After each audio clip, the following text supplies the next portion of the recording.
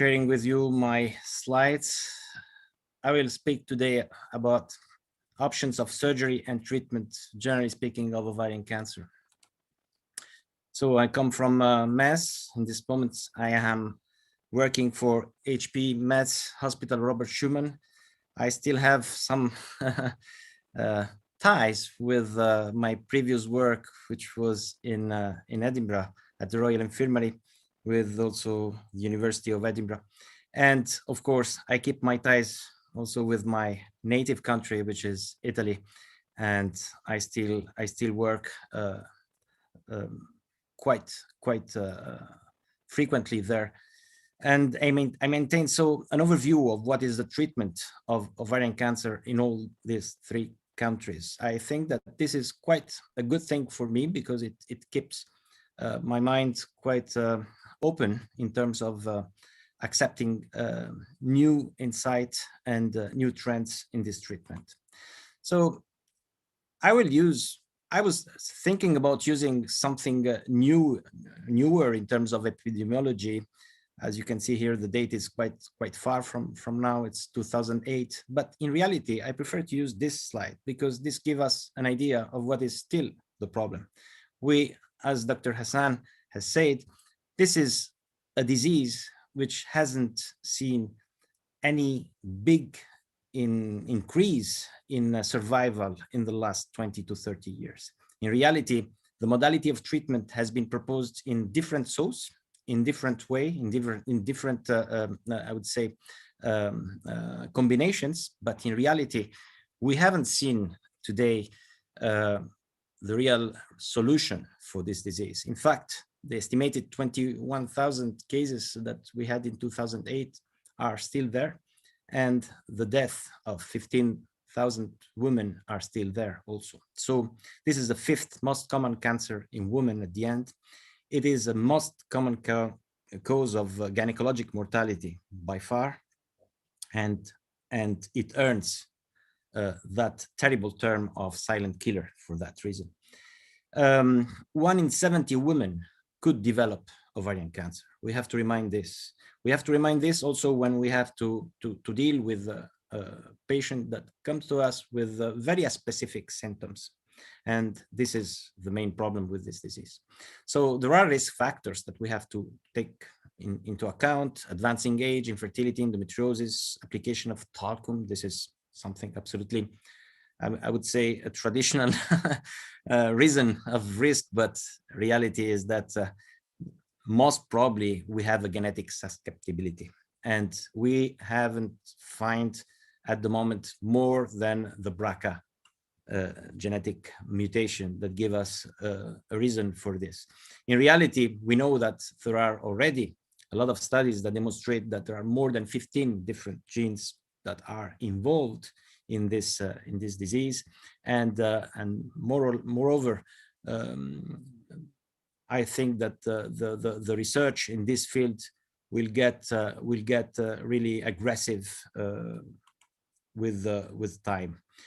There are also some protective factors like the oral contraceptive use, everything that can help in maintaining a very low profile for the ovary will help giving us a reduction of the risk. Parity, tubal sterilization, hysterectomy, those are absolutely not demonstrated. What lacks here is the screening. We don't have a screening for ovarian cancer. We can see what happened with cervical cancer. When the screening was introduced, we had a drop of 70% of cases. We don't have this in years from 1980 to 2010. We have had only less than 3%. So what happened here? We have still the same kind of drugs. And the introduction of cisplatin, even if it has been, the only drug that demonstrated a real power in determining a drop, didn't change very much. Taxol didn't change very much. Something can change today with the biologic factors that are applied. Something can change with the BRCA tests. Something can change with the PARP inhibitors. And we can see that we have a little bit of increase in survival in the last year. But for the screening, we haven't had any news to give at the moment. The screening has been always demonstrated to be the very missing point in this disease. Routine pelvic examination is simply not effective.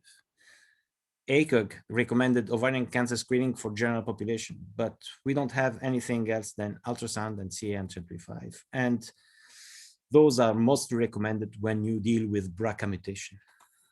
So the screening test CA125 shows to be present in 90% of epithelial ovarian cancers. However, those levels are normal in 50% of women with early stage ovarian cancer. Those same level are elevated in 2-3% of postmenopausal women without ovarian cancer. And causes of elevated CA125 can be malignant as well as benign. And this adds mess to mess. Not only gynecologic cancers, but also gynecologic situation like pelvic inflammatory disease, menstruations, ectopic pregnancy, everything can add inflammation, can also elevate CA125. So we have to remember that a cause of poor screening is this. Ultrasound, on the other side, helps very little because, as much as we know today, even if transvaginal ultrasonography was most studied as a modality for ovarian cancer screening, it never reached a level of acceptance in terms of being able to be deemed effective for early stage ovarian cancer. This is where you do the screening in early stage ovarian cancer. You don't need to do a screening in patient who had already a pelvic mass which is fixed to the rectum and has already all the symptoms of that. So what happens is that apart from this,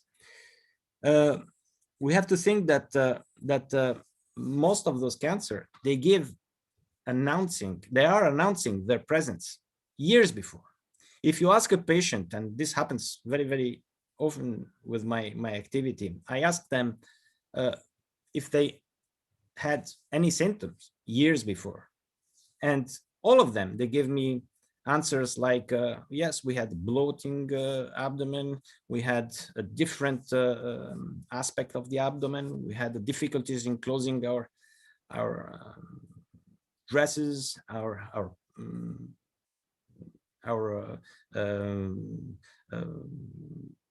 situation of uncomfortableness of the abdomen and pain, and sometimes diarrhea, sometimes constipation, sometimes a sudden change in this and that. So there are symptoms, but those are so specific that you can really, you can use them very poorly. So we have to remember also that the histology of the cancer that we are talking about is mostly epithelial, but we have also at this level in the epithelial family, we have several subtypes, and some of them, like the clear cell, like the serous, are a little bit more aggressive than others. And of course, we have also other very rare situations that can affect different age of the population and can be really difficult to be treated, where we have to make choice in terms of fertility sparing, of being aggressive, of being more or less radical. So the diagnosis of this cancer arrives in 65% of cases in advanced stage disease. And symptoms, we said, are vague, but all the studies and my experience, and I think also yours, dear panelists, show that most women recall having symptoms before diagnosis. And this should be a high index of suspicion. And we should really work as a screening tool with family medicine to explain them the importance of getting all this information from the patient and alert the gynecologist in these cases. So the diagnosis is typically surgical. We have to do a biopsy or we have to do a surgery, but we need tissue. We need tissue specimen that will demonstrate what kind of disease we have, and accordingly, what kind of treatment we can propose. For this reason, I think the NDT the multidisciplinary team meeting is very important, because it allows you to have a very, very, I would say, wide panorama of the disease that you are facing, and to decide what is the best treatment. Today, we know that the best treatment does not exist. We have to choose the best modality. But even if, as the chairman of this meeting said, even if we have a wide variety of treatment, in reality, we should never use a treatment that is available only because this is the easiest way to attack this cancer. I'm thinking about, as an example, the modality of neoadjuvant. Neoadjuvant chemotherapy is a very interesting modality and has been widely used since 1997 with the Belgian school, in a way that that could be seen as something which was a facilitator of the surgery. In reality, today we know that if you use adjuvant chemotherapy, you should use it only on that kind of disease, which is miliary, which is little, very diffuse, and with which you could not address a good gesture of surgery in terms of residual tumor. What I mean is that if you have big dominant masses, there is no role for neoadjuvant, because if you have dominant masses, you will have always something that will need too much chemotherapy to regress and too much time to regress. In the meantime, you will have disease going everywhere. So there are some I would say basic concept that we have to keep in mind when we think about available treatments. And I think that this is the way that the MDT should be conducted. Not a place where to use the easiest treatment, but a place where to define the best treatment for the patient. So we need a frozen section. We need to do surgery. But what is the joint opinion of science about this? Who should have this kind of treatment? Women who have a pelvic mass that raises suspicion for malignant ovarian neoplasm, as suggested by at least one of the following, should be referred to gynecologic oncologist. Now, not all countries have a gynecologic oncologist. Not all areas have this. I can tell you in France, it's very rare. I mean, I can see that if I compare the reality of France to the one that I came from, UK, or the one that I came from before, which was Italy, I mean, the presence of gynecologic oncologists is really scattered. Okay, it's different from place to place, and this adds difficulty in getting the data about this disease. We never know if, when they say that the results are those, they were calculated on the basis of the maximal effort, and who did this maximal effort.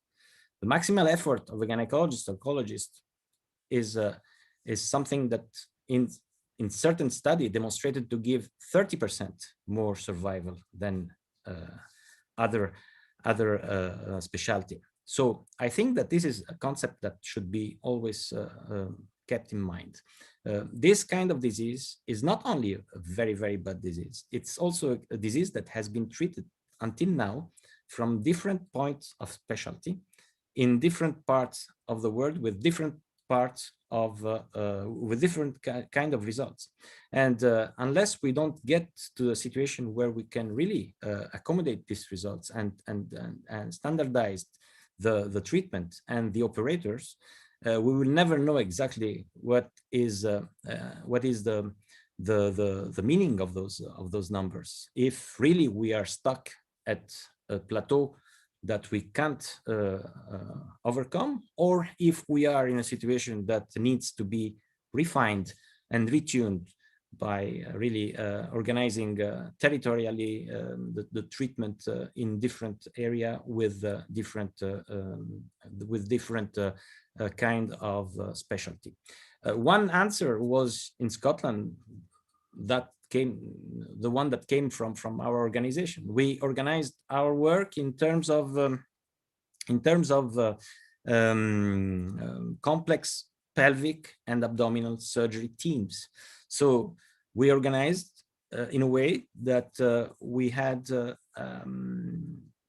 sort of committee that would study the disease and decide what specialty was the best to be involved in that. And a little bit like what is happening today in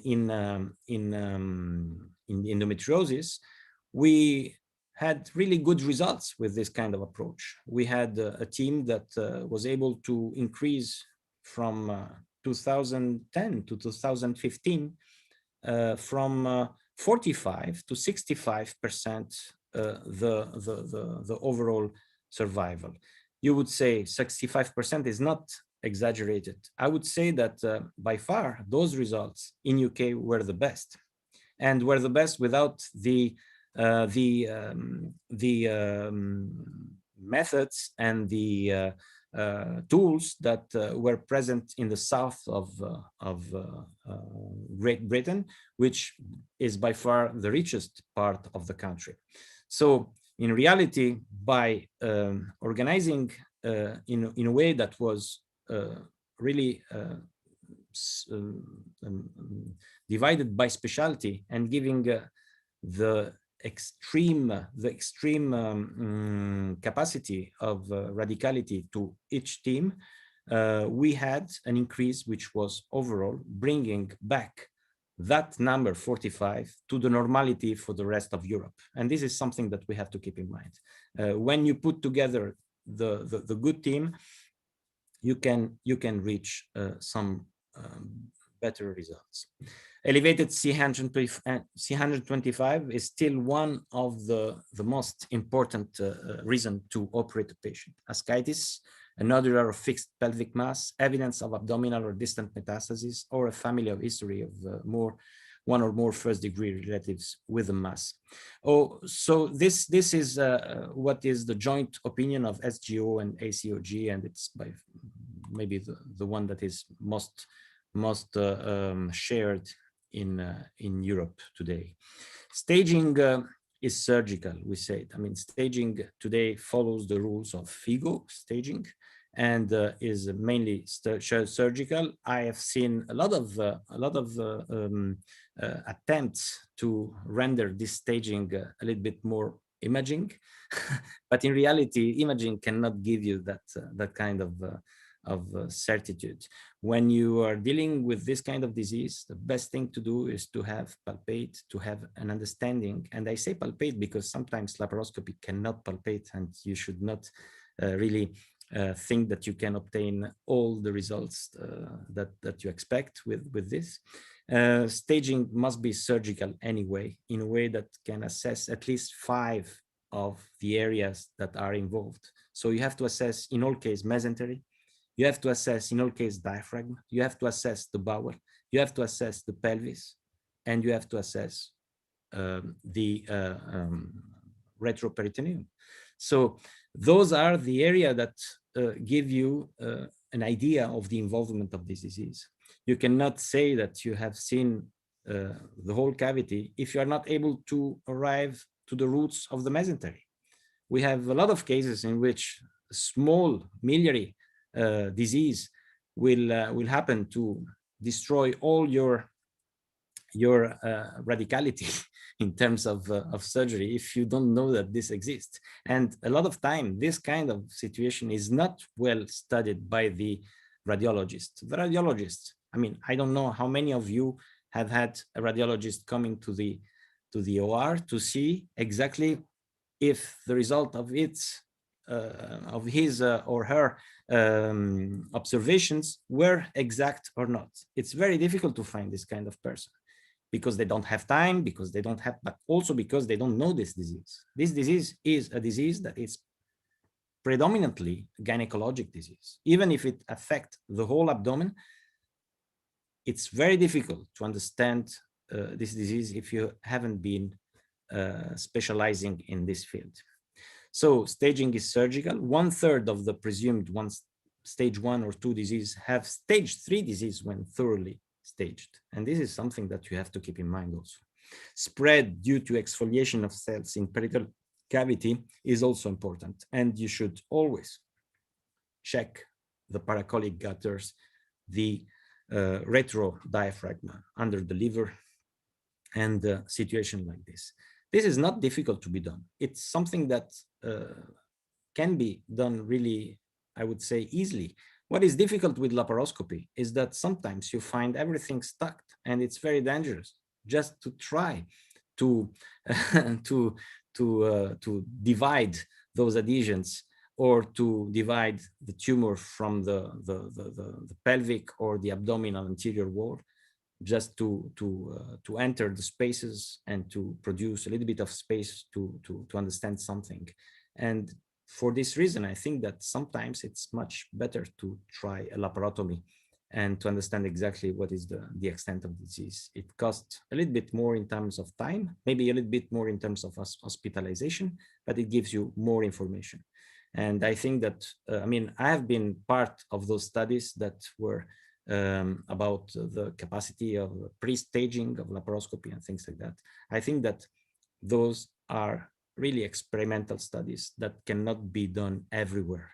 Not because they are better surgeon, absolutely not. And we know that. But the problem is that we are talking about situations that have as a main reason expressing numbers to study, not as facilitators or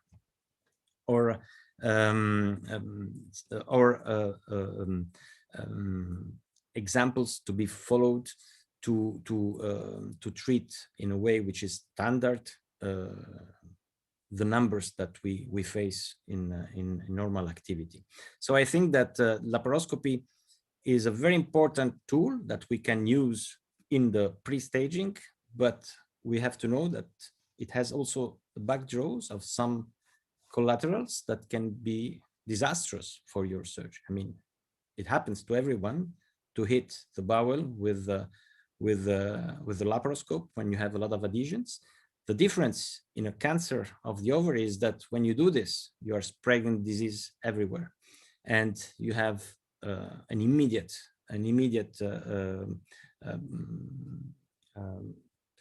backdraw in terms of survival. This for sure. So the fecal staging is quite easy today. I mean, we know that first stage is a stage that involves mainly the pelvis. If it's A, it's just one side. It's C, it's two sides, and the capsule. If you have a second stage, you have a disease which is a little bit farther than the pelvis, but without big involvement in terms of dimension in the abdomen.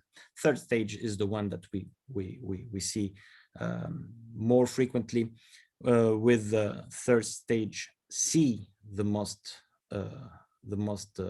found of those. I think that this is around 65-72% today. Very important is that if we refine our capacity of staging, we will find a lot of fourth stage that we don't know, that we don't see, and that we don't know the existence in terms of imaging. Sometimes we find really small nodules that are just in area, just in the hilum of the liver. They can be in the hilum of the spleen. They can be on the back of the liver, just below the point of reflection of the diaphragm.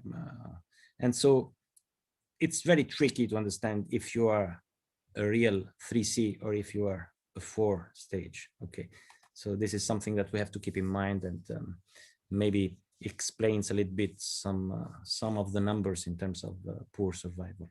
Epithelial ovarian cancer has as a first initial form of intervention surgical therapy in most of the cases. Stage A stage 1A can, of course, be treated with a very conservative approach.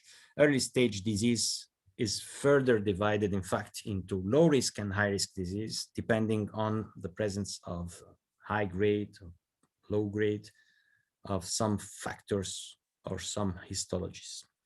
Survival rate for properly staged early epithelial ovarian cancer is today 95%. And this is something that people should know. They should know that the more they accept an aggressive attitude from their gynecologist, oncologist, the more they have chances to get this number.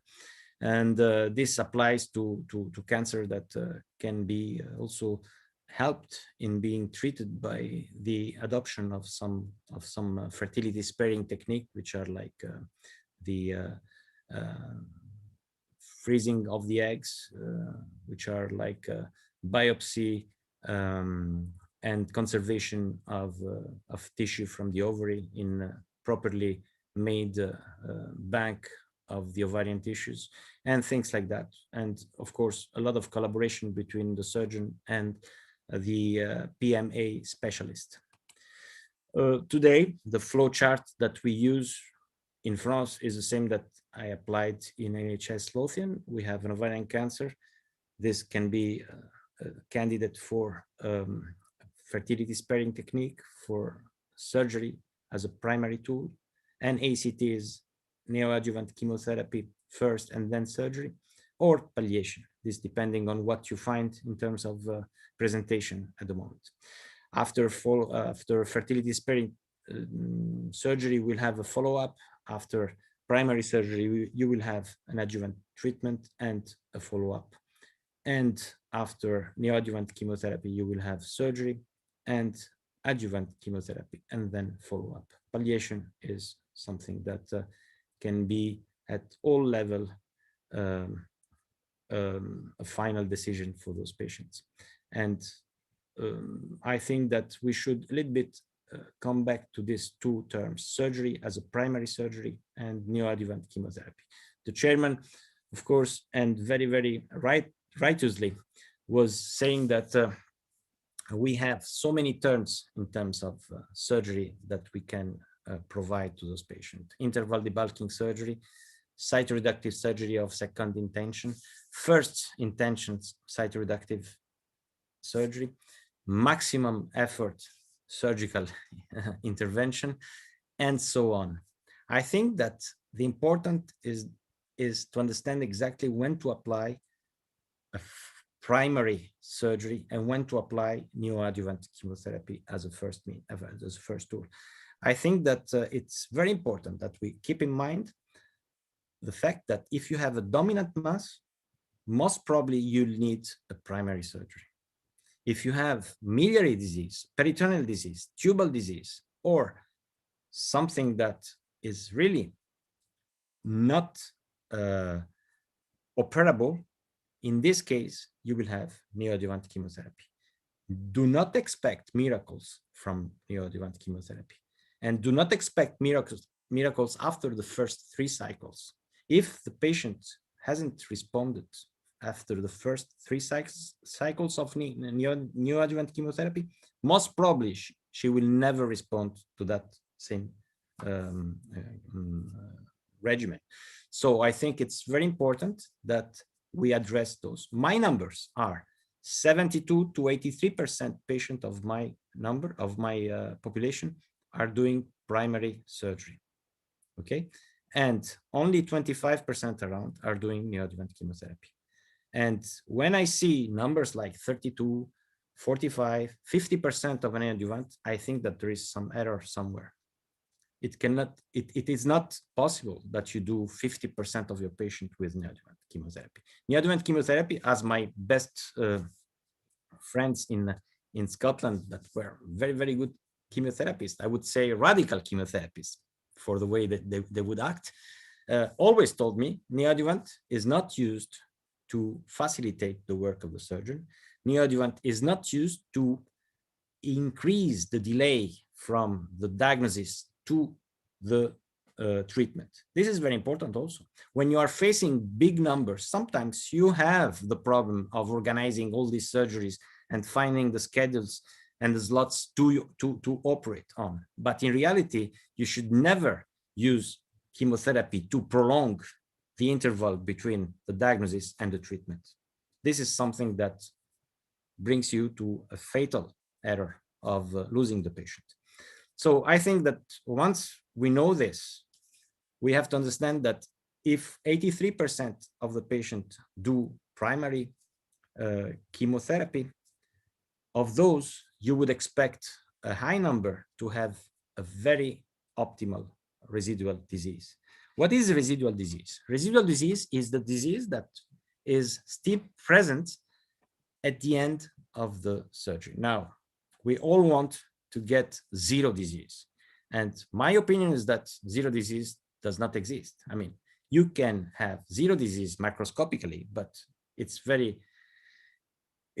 I would say, utopistic to think that you are cleaning also the microscopic disease. You should keep in mind that microscopic disease can exist everywhere in terms of something that you left or something that you didn't see or something that you could not see possibly. So residual disease should be between 0 and 1 to 2 centimeters at the maximum. But if we hit a 2 centimeter disease, I think that there is no reason for doing surgery. If we are not able to take out that last 2 centimeters of disease, it seems for me that something was wrong in the prediction of your capacity and I'm talking also for myself. I'm not saying about the rest of the world. I'm just talking about myself. I think that there was some error in the planification, in the planning of the surgery, or somewhere at the level of the NDT. In fact, I think that most of our surgery, we have very, very few patients that arrive at the end of the surgery with a 2 centimeter disease. It can be if you have a 2 centimeter disease in the hilum of the liver, of course, you are giving a chance to the chemotherapy to beat that. But in reality, if you have a 2 centimeter disease present in the pelvis, something is wrong. Today, we know that pelvic disease is always resectable, that there are techniques to do all this, and they work very well. You have access to all kinds of bowel resection, peritonectomy, en bloc resection, pelvectomy, that you can really have a space and the choice in whatever to do at that level. The big problem, I think, is in the abdomen, in the upper abdomen, where the disease can stay. And today, this disease is very well studied, and we know exactly what to do with this disease. So it is becoming, even at that level, a problem to say that I left a little bit of disease at that level, because with the good techniques of mobilization of the liver, opening of the diaphragm, and peritonectomy also there, you really can access all spaces without big problems. The problem will stay at the level of the mesentery. If you have a miliary form of disease at the mesentery, there is really very little that you can do. We tried all kinds of surgeries there and all kinds of instruments. I mean, from the manually taken nodule by nodule technique to the laser, argon beam burned tissues, to the plasma jet, to ample wide resection, but none of them is able to give you the I would say the assurance that you're doing a zero disease at that level. So this is where sometimes you have a disease which is not 2 centimeters, because I refuse to leave 2 centimeters at that level, but you can have really 0.5, 0.7 small nodules that can be a big amount at the very end, but still small nodules. We know that those— Professor, do you still have long way to go? No. Just the rest is all pictures. Sorry. Okay. Right. Yeah. I'll give another 2 minutes. Yeah, I didn't know that. I hit already the end. Sorry. Yeah. I will go faster. So I would say that those are the tools that you have. And what are the recommended primary surgical staging procedure? First of all, when you do a primary surgical staging procedure, if you can, you should always use a vertical incision. Multiple peritoneal washings. Do your total abdominal hysterectomy, either retrograde or, I would say, traditional way. Infracolic omentectomy at least, but we always prefer radical omentectomy. Pelvic paraortic lymph node sampling or lymphadenectomy if you find bulky nodes. Peritoneal biopsies on cul-de-sac, rectal and bladder serosa, and right, left, paracolic, and diaphragm, and any adhesions. The primary cytoreductive surgery is the mainstay of this surgical treatment. The optimal cytoreduction generally define the tumor as measuring 1 centimeter or less at the end, and the best survival rates when no gross visible disease is remaining. So those are the complex pelvic surgery that we are dealing with. Doing this, knowing that from this small area, you can have a spread potentially everywhere. And in the retroperitoneum, you can have the obturator area, the external iliac taken, the retro intercavo-aortic, para-aortic, with those numbers, 71% in the para-aortic, and I would say 28% in the retrocaval. So these are the area that you have to sample, not I would say the pelvic area, but the infrarenal and the retrocaval area. Those are the ones that are draining the tumor. This is where the disease will stay. So those are typically situations that we operate on with splenectomy and omentectomy in one piece. We have resection of the liver. We have resection of metastasis on the spleen. We have resection of the ileum of the liver. We have, of course, some damage. And we have, of course, cleaning of the retroperitoneum, like this one, with the capacity of the surgeon to recognize also the little differences between one body and another, with a lot of morphological differences, and of course a lot of variation in anatomy. So you have to know that the anatomy can vary, and this can bring some complication because you find things that you would not expect to be there.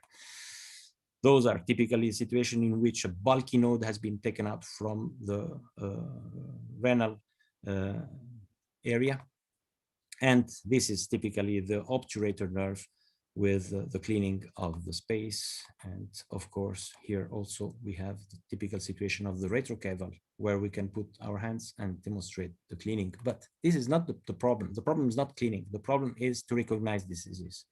So you can see here a disease that is spread without nodules, but there is disease on the back.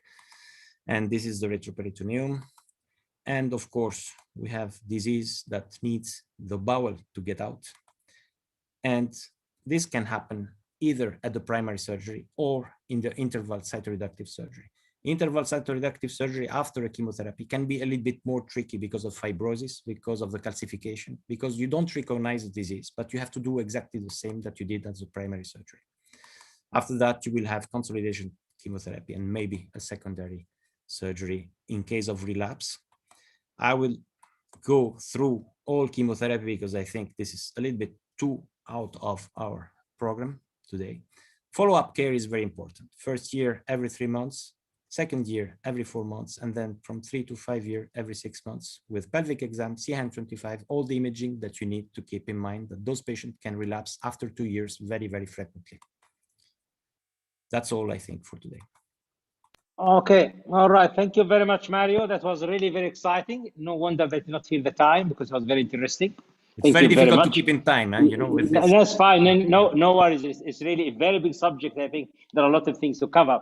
And I'm going to give the floor to my panelists to just to say their opinion. But just let me just highlight for 30 seconds few points that you mentioned were really very important for the audience. First of all, what we are crippled much more with the ovarian cancer is the lack of screening. This is the first crippling that we have. There's no doubt about it. The second part is that who should operate in them. Reality is that even Australia, we proved beyond any doubt that patients who are operated by gynecological oncologists who know what they are doing, they have much better prognosis than any other patients. 30%. The problem is that still 50% of those patients with pelvic masses operated outside oncology centers. Yes. The reason for that is that as surgeons, once they see the mass, is really very exciting. And they sometimes cannot help themselves to go on and do something about it. Staging has to be surgical, and I agree with you 100%. Residual disease, I agree with you. It can exist where you don't see it, and the proof is one thing, that when you study the whole upper abdomen, and at the end there is nothing at all, you know that you have anything in the capsule delivery, take biopsy from there, and then you have nothing in the diaphragm, you take smear, you think there's nothing at all there. Sometimes, a lot of cases, it turns out to be positive. So actually, it is there. And for ovarian cancer, there is no place for complacency, as a matter of fact. And there's no excuse either, because you have the whole abdomen to go through. The best way is not to go haphazard, is just to draw your map in the very beginning, okay? And what we usually do on board, on the OR, we have the board and we draw this in the abdomen, it goes part by part to make sure that we are not really skipping any part of it.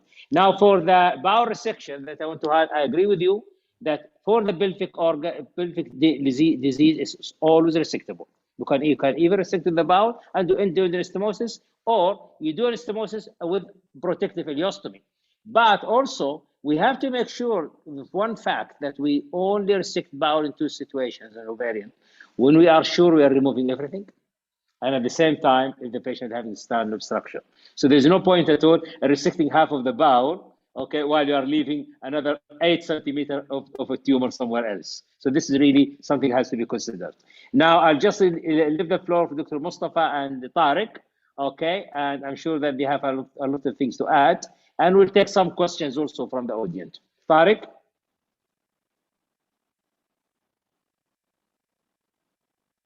Tariq, do you hear me? Yes, I do. Yeah, Thank you okay. very much, Dr. Al-Garni. Thank you very much, Professor Mario. That was fascinating. I mean, I'm not a gyne oncologist, but I'm very interested in oncology myself. So it's always nice to hear from the experts what's happening. I had two questions that I'm trying to sort of take from a perspective of a more non-oncologist side. Now, you mentioned that laparoscopy obviously is not going to be able to give you the tactics, the haptics, and the feel for what's going on in the abdomen the way laparotomy. So obviously, our standard of care in ovarian cancer debulking is midline laparotomy. But in terms of robotic surgery, what is your opinion as to the place of robotic surgery? Is it non-inferior to open surgery, or do we still need more data to be able to quantify the role of robotic surgery in ovarian cancer staging and debulking? Well, very good question. I think that robotic has a good potential in terms of early stage ovarian cancer.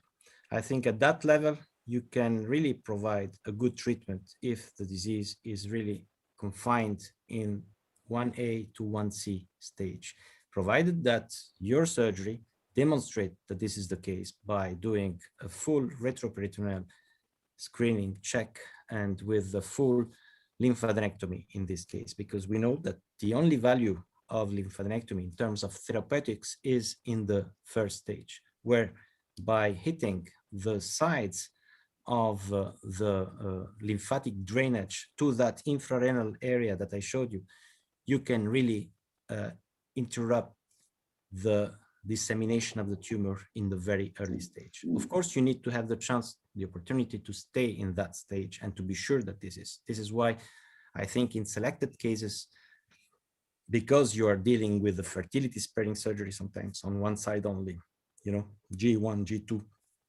cases, endometrioid, serous at maximum, mucinous, of course, you can really provide in a patient that is desiring and accepting that risk, you can provide the best surgery in terms also of fertility sparing. And I would say that robotic from this side is really a very, very good option. There is no doubt that it is superior to normal laparoscopy, to traditional laparoscopy, because of a lot of things. First of all, because of the overall bleeding amount that you can obtain with robotics. Robotics can really be minimal in terms of blood loss. Traditional laparoscopy will have a different approach. Even if I do a retroperitoneal approach by not hitting the cavity, but just going along the psoas, arriving to the retroperitoneal crural area and infrarenal, I will always have some destruction of the tissue and some amount of blood that is lost. This will in terms be maybe not a big problem, but it is index of a less, I would say, overall tractability of the technique if compared to the robotics. So I would say that you are absolutely right. There is a role for that. I don't see a role in all what is the upper abdomen in terms of we're not dealing here with endometriosis, we're dealing with dissemination. I think also the length of the procedure and the amount of CO2 that is released in that case can be a danger for the dissemination. So I think that if you think about techniques that can stay around the 2 hours maximum, you can propose something like that. Okay, excellent. And then from the perspective of a generalist, I mean, obviously, if you're suspecting cancer, you should automatically refer to a gyne oncologist. That is something that I would hope has no controversy attached to it. But for, let's say you have an incidentally discovered suspicious mass, you've done your ultrasound pre-op, it, used something like the IOTA scoring system, it suggested benign, you went in, but something about that cyst looked nasty. You call for a frozen section. Frozen section reports, it appears that it is a malignancy. Now, obviously, what we care about is what is best for the patient and nobody else. But my question has always been, if you're in the hands of an experienced gynecological surgeon who is comfortable palpating the upper abdomen, comfortable running the bowel, comfortable sort of doing your hysterectomy, your BSO, even your omentectomy, taking your multiple biopsies and so forth. In that situation, if you don't have ready access to an oncologist on site, is it better to just close the patient up, having taken out the ovary, or to proceed with that surgery, but making sure you carefully document everything that was done, and obviously you send everything for histopath? Well, I have two. First of all, let me tell you that I found in my life a lot of excellent gynecologic generalist surgeon, and at the same time very bad gynecologist. So this doesn't mean anything, I think this doesn't mean anything. The meaning is, in my opinion, in the standardization of the things that you're running. So let's say that I hit an incidentaloma. Okay, I have an incidentaloma. I have this case with a patient that has a cyst, and I send it for frozen section. You have to know that frozen section will give me 76% of actual reliability. Okay, right. I can have a different approach on the patient if I know the prognosis of her biological factors, of the genetic of the tumor, and other factors like this. So in my opinion, you should base your surgery not on the frozen section, unless this frozen section comes after a very, very thorough planning at the MDT, knowing exactly what are the area that can be taken, right. And knowing exactly what are the problem that you can have with this patient, not because of the capacity of the surgeon, but because of the histology, because of the biology of the tumor. Okay. I mean, it's fundamental to know sometimes if this is a BRCA carrier or not. It's fundamental to know if this patient has or not some new HDM positivity that only few laboratory can do. And sometimes you need 20 days to have those results. So what you're going to do, you're going to do in all case, maybe a second surgery. So it's better to wait. Okay. Still do it, but at least wait for having all the information for this patient. Because I think that if you tell me you don't have access to a gynecologist, oncologist, of whom you have some kind of trust in, around you in the next 60, 70 kilometers, I think that there is no reason to say that you need to send the patient to someone other. You have to take the responsibility of this patient. But at the same time, you should have always access to a good pathology, because the pathology is fundamental. Right. I'll just pass the 10 to Dr. Mustafa before I'll come back to this frozen section, Tariq, in a second. But just to Dr. Mustafa first. Do you hear me? Mustafa, you are muted. Yes, Dr. Tariq addressed my concern about the frozen section, and I think that we should bypass its rule in all ovarian malignancy or ovarian surgeries. We cannot rely on it. What we can do is adenexectomy as a start. If we are caught in a situation, we can do adenexectomy and pause the patient and refer to her after the pathology came to the gyne-oncology. I think this is better for the patient. That was my concern on this area. Okay. Now I'll tell you something, Tariq and Mario, from my experience, because you know the frozen section. The idea to diagnose in histology is that you'll have to cut every 1 centimeter. So if you have, for example, mass 10 centimeter in a frozen section, you will not get 10 cuts. That's why when you do a frozen section, you have to tell the patient, if it's negative, if it's positive, it's okay. If it's negative, it doesn't mean anything. You could be closing and find later on the result is positive, okay? But it is a fact what you told Tariq, is that, as I said before, 50%, unfortunately, 50% of the ovarian tumors are still operated outside for the first surgery. As much as we would like them to be all done by gynecological oncologists, in real world, it's not the same. Because you might even, once you open the patient anywhere, and it's very hard to get oncologists to come and do something at that time. I agree with Mario, what counts is the standardization. I think it's our role as gyne-oncologists to be able to build the bridge with the others and tell them that what they are supposed to do in these cases. If you, for example, remove the cyst and you do staging quickly, okay, fine, and send the patient, that will be a very good thing, because if it turned out to be malignant, at least we know what stage it is, whether we have to go back again or probably just to add chemotherapy. But I mean, it's one of the situations that you will come across whether you like it or not. Okay, well, exactly. And sometimes, unfortunately, you will come across it. It's a fact that no matter how good you are, no matter how good the system that you are, in Saudi Arabia, by the way, now we have inflation of gynecological oncologists. I was the president of the group 1 year ago. We already go around 50, which is great. But in reality, we are accumulated in Riyadh, Jeddah, Dammam, not outside that area. So we will still have that. And by the way, I still have some of my colleagues, even who are bariatric, doing laparoscopy, and then we find these big masses that patient not have any symptoms, as Mario said. But if you ask her, a few months ago, she's having constipation, she's having bloating abdomen, she's having vague pain, etc. But you'll always come across them. My advice is, if you cannot find anybody, even on the phone, at least to advise you, the phone will be very valuable, by the way, because you can tell you what to do. Then you will do either cystectomy or adenexectomy according to the age of the patient and her parity, okay? And do staging at the same time, so that if it turned out to be, let us say that you did adenexectomy, okay? And it turned out to be borderline, then that's it.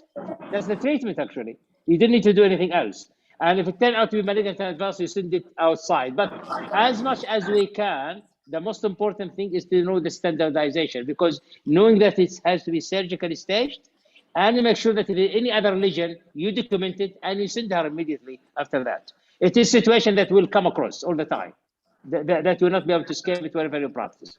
I think what we have to probably, sorry to interrupt, that, obviously, to anyone else, I think preoperative imaging is very important. Doing, imaging an ovarian cyst using a standardized,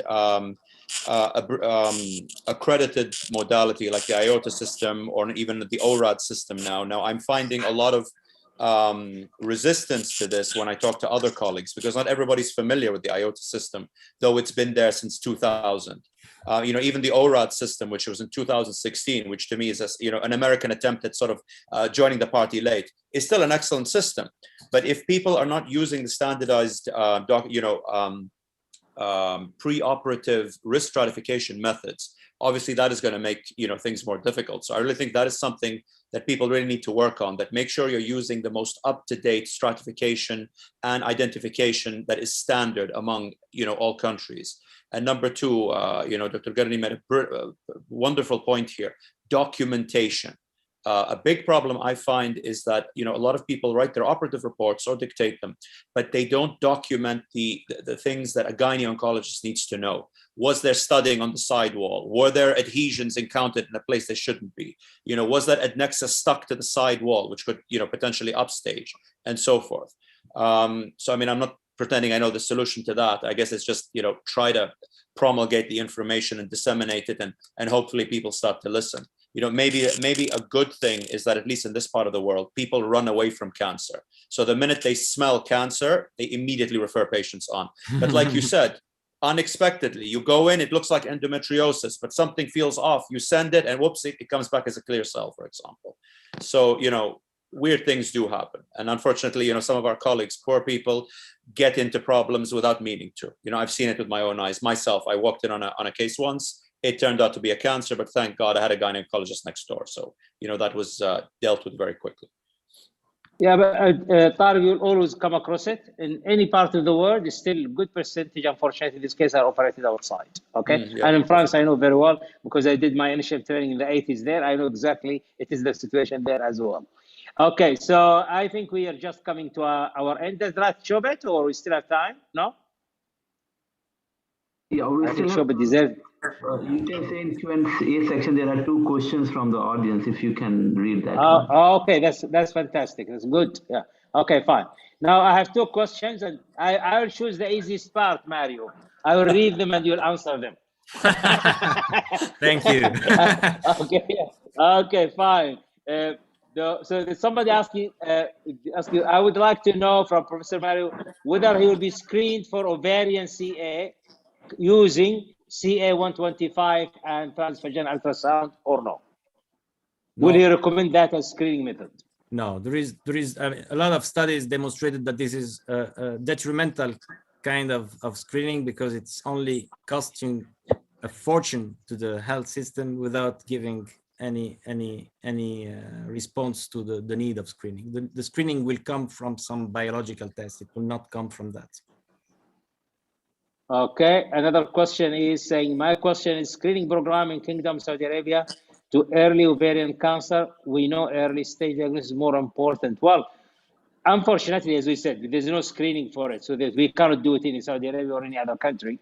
Okay, what we can probably do, and that's through all the practitioners, is to spread the message that any vague lower abdominal pain or bloating or constipation or anything is really should attract attention. That's it. And those patients, I agree with you, most of them, they are having previous problems. And I'm called by a lot of colleagues. I told you I have a bariatric surgeon. He called me practically every week, showing me pictures of patients that he, did the gastric sleeve. And because they go around and see the whole abdomen, they're having 7-8 centimeter ovarian tumor in each. So this is really something we have to spread the message about. Okay. And most importantly, we have to build the bridge with the other practitioners.